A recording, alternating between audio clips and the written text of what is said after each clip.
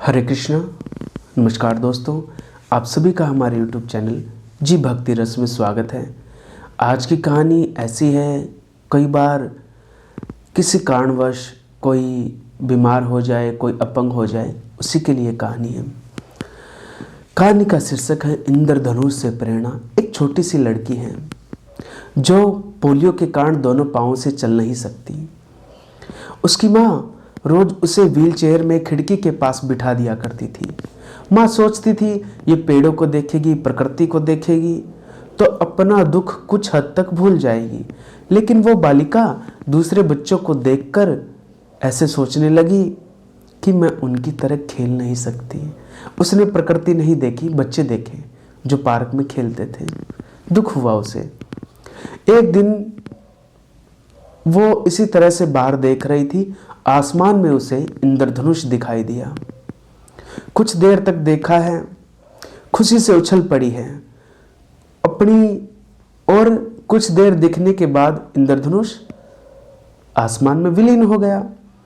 उसने अपनी माँ को बुलाया, कहा माँ माँ मैंने कुछ सतरंगी सा देखा है। माँ ने कहा बेटा वो इंद्रधनुष है। बोले माँ मुझे वो फिर से दिखाओ। माँ ने कहा बेटा इंद्रधनुष हमेशा दिखाई नहीं देते, बारिश और धूप जब एक साथ आए तब कभी कभी इंद्रधनुष दिखाई देते हैं।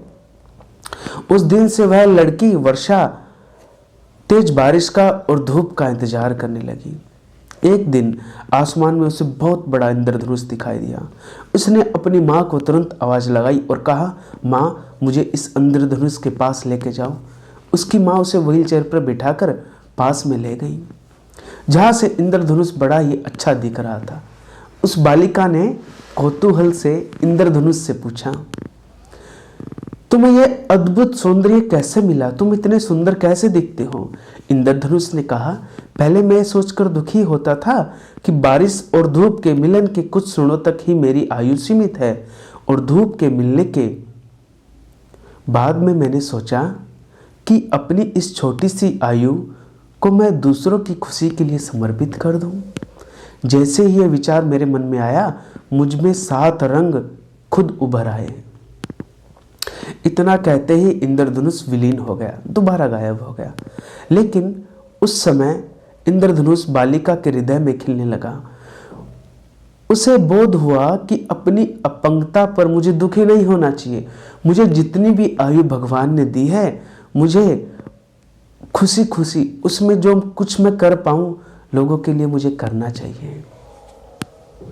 चाहे मेरी आयु छोटी ही क्यों ना हो, चाहे मैं अपंग ही क्यों ना हो, लेकिन मुझे भगवान ने कम से कम मानव तो बनाया, मनुष्य तो बनाया, ये देह तो दी।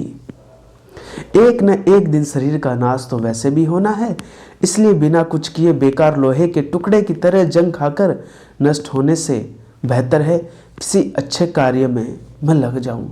उसे इंद्रधनुष से प्रेरणा मिली कि छोटी जिंदगी हो तो भी कभी निराश मत होना, लोगों के लिए वो ही एक जीने की किरण बन जाती है। तो ये कहानी मुझे कल्याण पुस्तक में पढ़ने को मिली, मैं आपके लिए लेके आया। आगे भी कुछ कथा कहानियाँ किस्से प्रसंग आप तक लाता रहूँगा। अगर आपकी ये कहानियाँ पसंद आती हैं तो आप इन्हें लाइक करें, कमेंट करें, शेयर करें और हमारे यूट्यूब चैनल जी भक्ति रस को सब्सक्राइब करें। चैनल सब्सक्राइब करें, बेल आइकन को दबा दें ताकि आपको हमारे आगे आने वाले वीडियोज़ के नोटिफिकेशंस मिलते रहें। हरे कृष्णा।